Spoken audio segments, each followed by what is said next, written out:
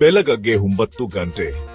ಬೆಂಗಳೂರಿನ ಟ್ರಾಫಿಕ್ನಲ್ಲಿ ಸಿಲುಕಿರುವ ರಮೇಶ್ ಕಾರಿನ ಹಾರ್ನ ಉತ್ತುತ್ತಾ ಆಫೀಸ್ ತಲುಪುವಷ್ಟರಲ್ಲಿ ಶಕ್ತಿ ಖಾಲಿಯಾಗುತ್ತದೆ. ದಿನಮಿಡಿ ಬಾಸ್ನ ಒತ್ತಡ, ಸಂಜೆ ಮತ್ತೆ ಟ್ರಾಫಿಕ್, ತಿಂಗಳ ಕೊನೆಯಲ್ಲಿ ಸಂಬಲ್, ಏಮಿ, ಬಿಂಗರು. ಅವನ ಮನಸ್ಸಿನಲ್ಲಿ ಒಂದೇ ಯೋಚನೆ, ಆ ಬದುಕಿನಿಂದ ಮುಕ್ತಿ ಯಾವಾಗ? ಇದು ನಮ್ಮಲ್ಲಿ ಕೋಟ್ಯಂತ ಜನರ ಕಮಿತೆ.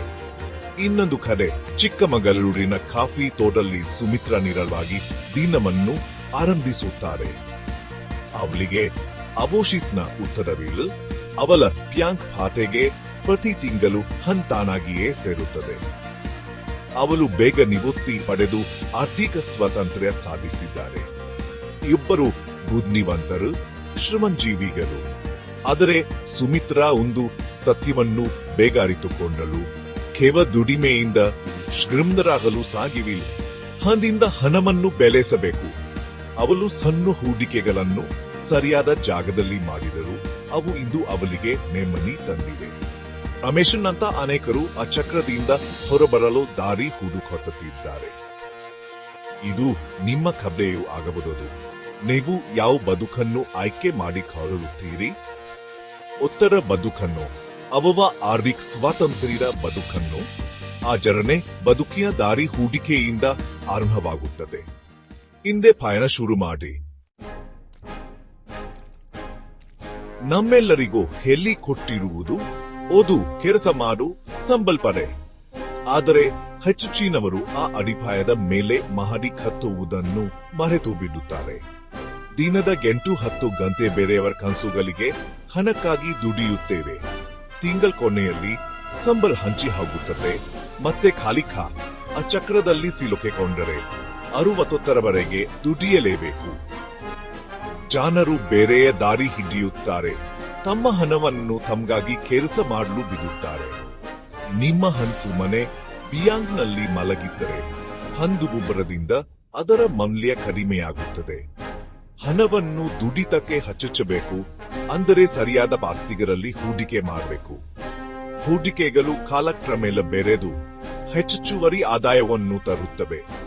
ನಿಮ್ಮ ಸಂಬಳ ಮೊದಲ ಆದಾಯ, ಹೂಡಿಕೆಗಳು 2ನೇ, 3ನೇ ಆದಾಯ. ಒಂದು ಹಂತದಲ್ಲಿ ಹೂಡಿಕೆಗಳಿಂದ ಬರುವ ಆದಾಯ ನಿಮ್ಮ ಸಂಬಳವನ್ನು ಮುರಿದಾಗ ನಿಜವಾದ ಆರ್ಥಿಕ ಸ್ವಾತಂತ್ರ್ಯ ಸಿಗುತ್ತದೆ.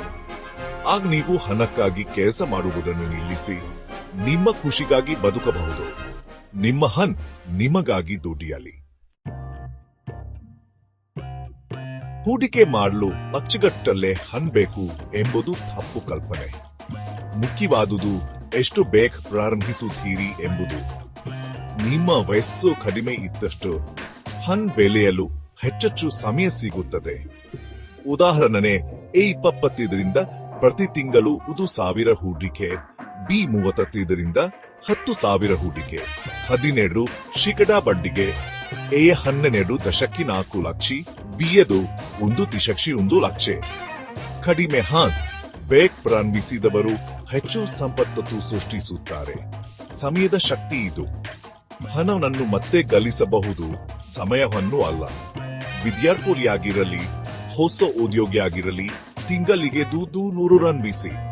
ಮುಂದೂಡಬೇಡಿ, ಪ್ರಾರಂಭವೇ ಮುಖ್ಯ. ನಿಮ್ಮ ಭವಿಷ್ಯದ ಅವತತ್ತಿ. ನೀವು ಹಿಂದೆ ಆ ಮೊದಲ ಹೆಜ್ಜೆ ಇಡುವುದನ್ನು ಕಾಯ್ದುತ್ತಿದೆ. ಆ ಹೆಜ್ಜೆ ಆರ್ಥಿಕ ಸ್ವಾತಂತ್ರ್ಯದ ಬುನಾದಿ. ಹೂಡಿಕೆ ಮಾಡಲು ದೊಡ್ಡ ಮೊತ್ತ ಬೇಕೆಂದು ಭಾವಿಸಬೇಡಿ. ಸಿಸ್ಟಮ್ಯಾಟಿಕ್ ಇನ್ವೆಸ್ಟ್ಮೆಂಟ್ ಪ್ಲಾನ್ ಮೂಲಕ ಪ್ರತಿ ತಿಂಗಳು ಸಣ್ಣ ಮೊತ್ತವನ್ನು ಹೂಡಿಕೆ ಮಾಡಬಹುದು. ಸೇಸಿ ಹನಿ ಹನಿಗೂಡಿದರೆ ಹಲ್ಲೆಂಬಂತೆ ದೀರ್ಘಾವಧಿಯಲ್ಲಿ ದೊಡ್ಡ ಸಂಪತ್ತನ್ನು ಸೃಷ್ಟಿಸುತ್ತದೆ. ತಿಂಗಳಿಗೆ 1,000-2,000 ಹೂಡಿಕೆ ಮಾಡಿದರೂ ಸಾಕು.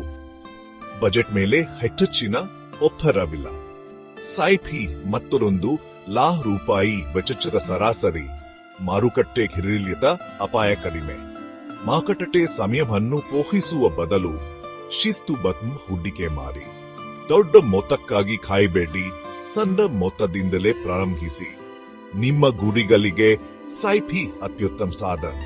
ಉಳಿತಾಯ ಮತ್ತು ಹೂಡಿಕೆ ಶಿಸ್ತನ್ನು ಬೆಳೆಸುತ್ತದೆ. ತರುಗು ಸಮುದ್ರವು ಸಣ್ಣ ಹನಿಗಳಿಂದಲೇ ಉಪ್ಪುಗೊಳ್ಳುತ್ತದೆ. ಹೂಡಿಕೆ ಮಾಡಲು ನಿರ್ಧರಿಸಿದ ಮೇಲೆ ಅಲ್ಲಿ ಹೂಡಿಕೆ ಮಾಡುವುದು ಎಂಬ ಪ್ರಶ್ನೆ ಬರುತ್ತದೆ.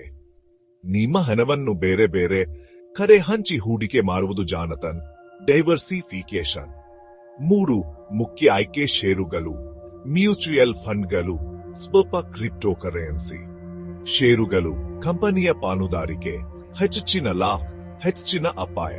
ಸಂಶೋಧನೆ ಮಾಡಿ ಬಲಿಷ್ಠ ಕಂಪನಿಗಳಲ್ಲಿ ಹೂಡಿಕೆ ಮಾಡಿ. ಮ್ಯೂಚುಯಲ್ ಫಂಡ್ಗಳು ಅನೇಕ ಹೂಡಿಕೆದಾರರಿಂದ ಹಣ ಸಂಗ್ರಹಿಸಿ ನುರಿತ ಫಂಡ್ ಮ್ಯಾನೇಜರ್ ಹೂಡಿಕೆ ಮಾಡುತ್ತಾರೆ. ಅಪಾಯ ಹಂಚಿಕೆ ಸೈಪಿ ಮೂಲ ಸುಲ. ಕ್ರಿಪ್ಟೋಕರೆನ್ಸಿ ಹೆಚ್ಚಿನ ಲಾಭದ ಸಾಧ್ಯತೆ, ಹೆಚ್ಚಿನ ಅಪಾಯ. ನಿಮ್ಮ ಹೂಡಿಕೆ ಸಣ್ಣ ಭಾಗ ಮಾತ್ರ ಇದಕ್ಕೆ ಮೀಸಲಿಡಿ. ನಿಮ್ಮ ಪ್ರಮುಖ ಸಂಪತ್ತು ಷೇರು ಮತ್ತು ಮ್ಯೂಚುಯಲ್ ಫಂಡ್ಗಳಲ್ಲಿ ಇರಲಿ. ಎಲ್ಲವನ್ನೂ ಒಂದೇ ಕಡೆ ಹಾಕಬೇಡಿ. ಹೂಡಿಕೆಯಲ್ಲಿ ವಾವಯಿತೆ ಮುಖ್ಯ. ನಿಮ್ಮ ಗುರಿಗೆ ತಕ್ಕಂತೆ ಹೂಡಿಕೆ ಆಯ್ಕೆ ಮಾಡಿ. ಜಾಣತನದಿಂದ ಹೂಡಿಕೆ ಮಾಡಿ. ನಿಮ್ಮ ಹಣವನ್ನು ಸುರಕ್ಷಿತವಾಗಿ ಬೆಳೆಯಲು ಇದು ದಾರಿ. ಜೈ. ಹೂಡಿಕೆಯಲ್ಲಿ ಲಾಭ ಮಾತ್ರವಲ್ಲ, ತಪ್ಪುಗಳನ್ನು ತಪ್ಪಿಸಬೇಕು. ಮೊದಲ ತಪ್ಪು ಬೇರೆಯವರನ್ನು ಕುರುಡಾಗಿ ಹಿಂಬಾಲಿಸುವುದು. ನಿಮ್ಮ ಹಣ, ನಿಮ್ಮ ಗುರಿ, ನಿಮ್ಮ ಜವಾಬ್ದಾರಿ. 2ನೇ ತಪ್ಪು ಬೇಗ ಶ್ರೀಮಂತರಾಗಲು ಆಸೆ ಪಡುವುದು. ಒಂದೇ ತಿಂಗಳಲ್ಲಿ ಡಬಲ್ ಎನ್ನುವ ಯೋಜನೆಗಳಿಂದ ದೂರವಿರಿ. ಹೂಡಿಕೆ ಟೇಸ್ಟ್ ಕ್ರಿಕೆಟ್. ತಾಳ್ಮೆ ಮುಖ್ಯ. ಮಾರುಕಟ್ಟೆ ಕುಸಿದಾಗ ಹಿಪಪಟ್ಟು ಮಾರಾಟ ಮಾಡುವುದನ್ನು ಪ್ಯಾನಿಕ್ ಸೆಲ್ಲಿಂಗ್ ತಪ್ಪಿಸಿ. ಮಾರುಕಟ್ಟೆ ಉರುಳಿತಗಳು ಸಹಜ. ಕಡಿಮೆ ಬೆಲೆಯಲ್ಲಿ ಹೂಡಿಕೆ ಮಾಡುವ ಅವಕಾಶ. ಎಲ್ಲ ಮೊಟ್ಟೆಗಳನ್ನು ಒಂದೇ ಬುಟ್ಟಿಯಲ್ಲಿ ಇಡುವ ತಪ್ಪು ಮಾಡಬೇಡಿ. ಹೂಡಿಕೆಯನ್ನು ಬೇರೆ ಬೇರೆ ಷೇರುಗಳು, ಮ್ಯೂಚುಯಲ್ ಫಂಡ್ಗಳು, ಚಿನ್ನ ಮುಂತಾದವುಗಳಲ್ಲಿ ಹಂಚಿ ಸುಲಭ ಮಾಡುವ ದಾರಿ ಇಲ್ಲ. ತಾಳ್ಮೆ, ಶಿಸ್ತು, ವೈವಿಧ್ಯತೆ ಇವು ನಿಮ್ಮ ಹೂಡಿಕೆಯನ್ನು ಸುರಕ್ಷಿತವಾಗಿರುತ್ತವೆ. ಆ ತಪ್ಪುಗಳನ್ನು ತಪ್ಪಿಸಿದರೆ ನಿಮ್ಮ ಹೂಡಿಕೆ ಪಯಣ ಯಶಸ್ವಿಯಾಗುತ್ತದೆ. ಜಾಣ ಹೂಡಿಕೆದಾರರಾಗಿರಿ. ಹೂಡಿಕೆಯಲ್ಲಿ ಅತ್ಯಂತ ಶಕ್ತಿಶಾಲಿ ಅಂಶ ಸಮಯ. ಆನಸ್ಟೀನ್ ಚಕ್ರಬಡ್ಡಿಯನ್ನು ವಿಶ್ವದ 8ನೇ ಅದ್ಭುತ ಎಂದಿದ್ದರು. ಚಕ್ರಬಡ್ಡಿ ಎಂದರೆ ಬಡ್ಡಿಯ ಮೇಲು ಬಡ್ಡಿ ಸಿಗುವುದು. ಹಿಮದ ಉಂಡೆಯಂತೆ ಆರಂಭದಲ್ಲಿ ನಿಧಾನವಾಗಿ, ನಂತರ ವೇಗವಾಗಿ ಬೆಳೆಯುತ್ತದೆ. ಮೊದಲ 10 ವರ್ಷಗಳಲ್ಲಿ ಬೆಳವಣಿಗೆ ಕಡಿಮೆ ಕಾಣಬಹುದು, ಆದರೆ ನಂತರ ವಾತೆಯವಾಗಿ ಬೆಳೆಯುತ್ತದೆ.